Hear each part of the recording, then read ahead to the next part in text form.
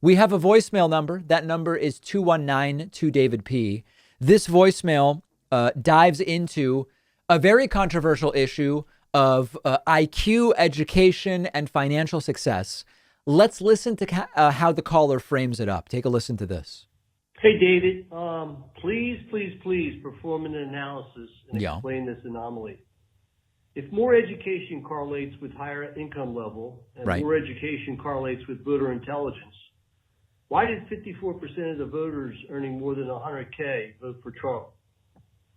Okay, explain this, and I will forever address you as sir, and I will forgive you for referring to the University of Pennsylvania as UPenn.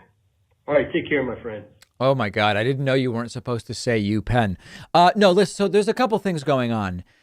The link between IQ and income is only correlated in a certain part of the band. And what I mean by that is if you have a really low IQ to the point at which it would identify a cognitive issue, that has a very negative impact on earning potential. But what you see is that once you get, I'm trying to remember, this is Nassim Taleb has written about this.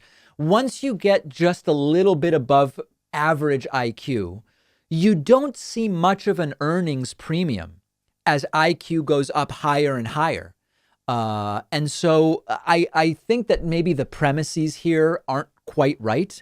And in particular, if you set the bar at $100,000, there are tons of people without college degrees who earn $100,000.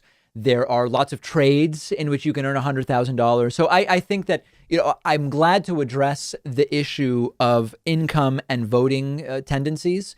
And you have to remember that the one reason that people with higher incomes, regardless of education level and regardless of intelligence, might lean Republican, and this is a historical reality, is because as someone with a higher income, they may see that Republicans will make them pay less in taxes.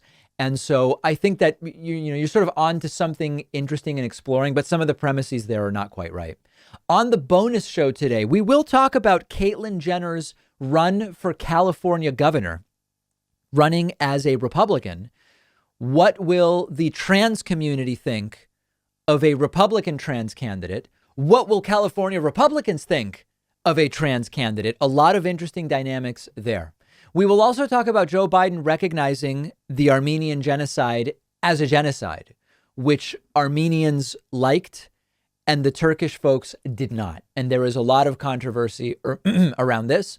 We will also talk about Joe Biden wanting to make community college free, but progressives aren't satisfied with that. What more might progressives be able to get from Joe Biden on that? Where are we on debt cancellation? A lot to talk about with Joe Biden and education. Those stories and more on today's bonus show. To get instant access to the bonus show, it's very simple. You go to joinpakman.com and you sign up. That's it. And I will see you on the bonus show in mere moments.